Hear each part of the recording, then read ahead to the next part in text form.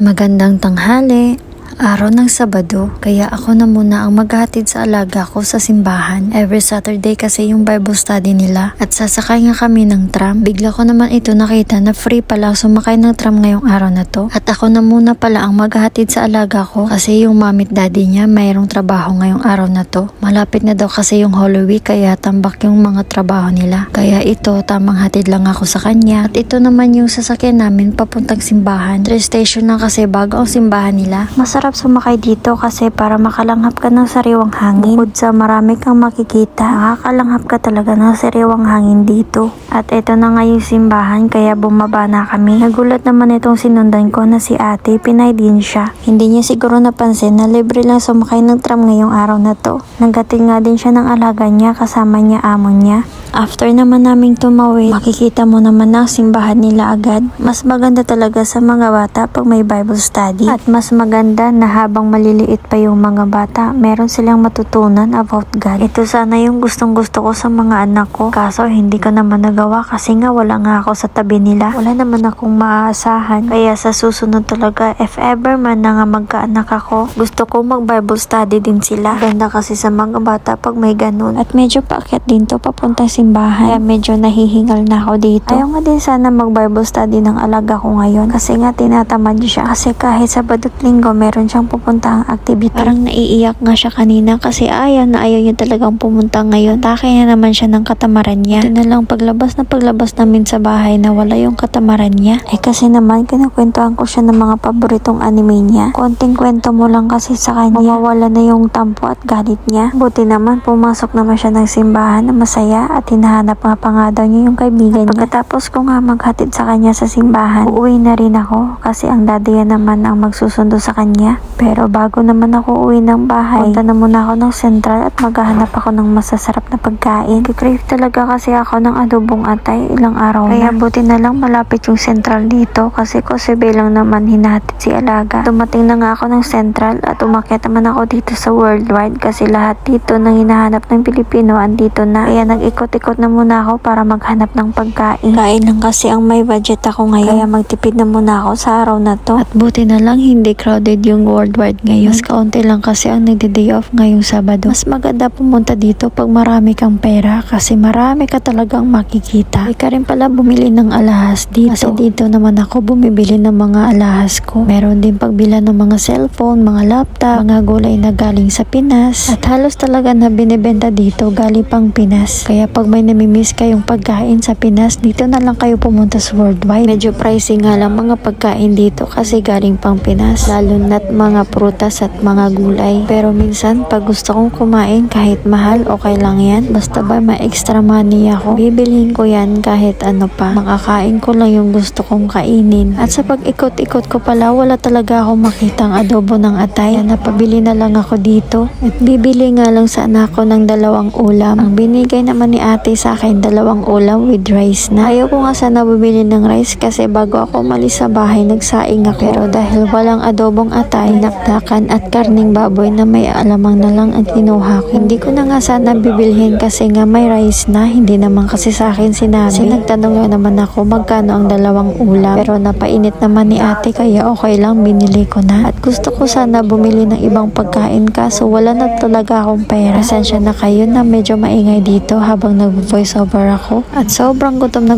talaga ako sa oras na to. Kaya habang nakatingin ako sa mga ulam habang pumipili, gusto ko nang kumain. Ang dami kasing masasarap na pagkain na gustong gusto kong kainin. Kaya after ko naman bumili, dali-dali naman ako umuwi para makakain na. Sa sobrang gutom ko, hindi na ako nakapag-video habang kumakain. And that's all for today's video. Thank you for watching. Bye!